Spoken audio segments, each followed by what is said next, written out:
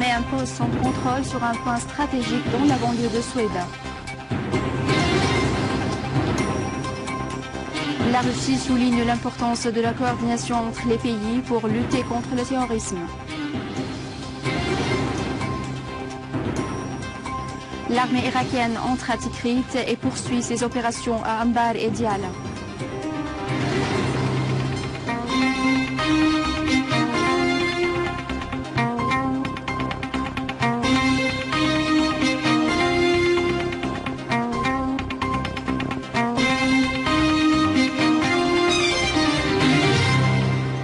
Mesdames et messieurs, bonsoir et merci de nous rejoindre. Une unité de l'armée arabe syrienne s'est emparée du point de Ras Martas Faras dans la banlieue nord-est de Soueïda après la neutralisation de nombreux terroristes, la destruction de leurs armes et le désamorçage des charges explosives. Des unités de l'armée ont poursuivi la traque des terroristes dans la zone de Tel Asfar, y abattant et blessant plusieurs. En outre, des unités de l'armée arabe syrienne ont détruit des rassemblements de terroristes à la périphérie de Be'er Darraj à Dar al-Balad, à la périphérie de Bousra Sham et à Jassem dans la banlieue de Daraa. À Deir ez-Zor, des unités de l'armée arabe syrienne ont détruit un tunnel de terroristes takfiristes dans la zone de Sinara, éliminant plusieurs terroristes à Sheikh Yassine. Dans la banlieue de Homs, des unités de l'armée ont pris pour cible les rassemblements des terroristes à Douiba, à Rish, à Masada, à Talbisa, à la périphérie du barrage de Restan et à Shashouh dans la banlieue de Homs, y tuant et blessant plusieurs terroristes. Des unités de l'armée arabe syrienne ont pris le contrôle de vastes superficies dans la banlieue est de Gouvernorat et de plusieurs hauteurs et villages, dont Hajjar et Jazal, abattant de nombreux terroristes Daesh, dont des tireurs d'élite marocains.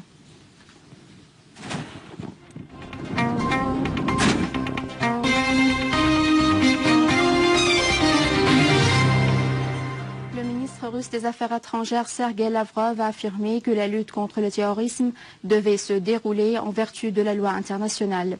Le Conseil de sécurité ne doit pas ignorer ce fait, a ajouté Lavrov.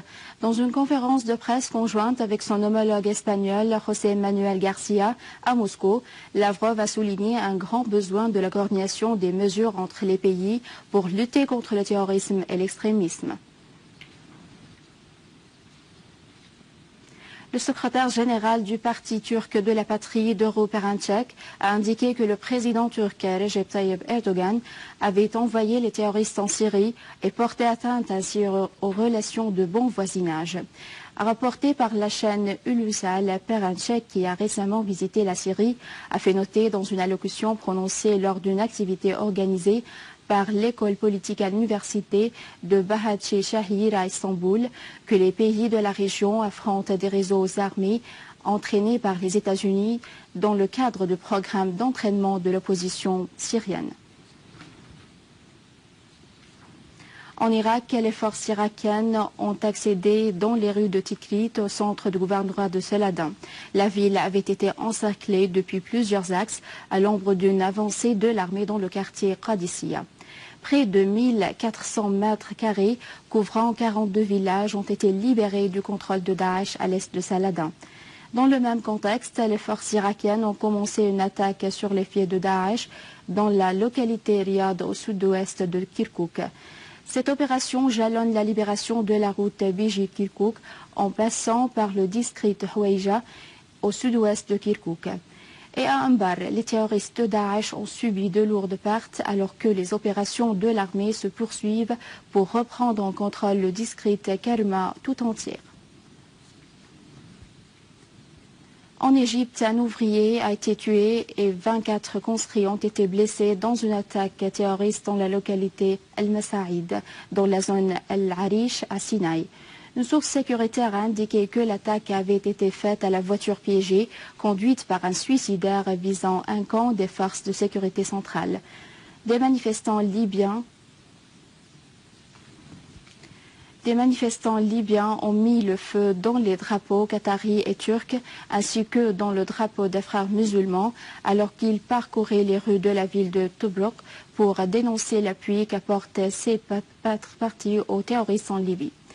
Les manifestants ont souligné la nécessité de soutenir l'armée en Libye pour lutter contre le terrorisme et de favoriser le dialogue entre les différentes composantes de la société libyenne, non pas avec les courants qui avaient détruit le pays. Le maréchal Khalifa Haftar, commandant en chef de l'armée libyenne, a fait allusion à la poursuite par le Qatar et la Turquie de soutien aux réseaux terroristes en fonds et armes et de l'exploitation de groupes d'immigration illégale pour enrôler des éléments en vue de combattre l'armée libyenne. Haftar a assuré que l'interdiction de l'armement de l'armée est une erreur dans le calcul des intérêts par les pays qui s'intéressent à l'envoi d'armes aux partis illégales et qui nuisent à l'État libyen et à la paix mondiale. Et à la fin de ce journal, je vous rappelle les principaux titres. L'armée impose son contrôle sur un point stratégique dans la banlieue de Suède. La Russie souligne l'importance de la coordination entre les pays pour lutter contre le terrorisme. L'armée irakienne entre à Tikrit et poursuit ses opérations à Anbar et Diyala. C'est la fin du journal. Je vous remercie de l'avoir suivi. Je vous rappelle que vous pouvez consulter notre site internet syriaonline.sy pour revoir ce journal et davantage d'informations. Au revoir.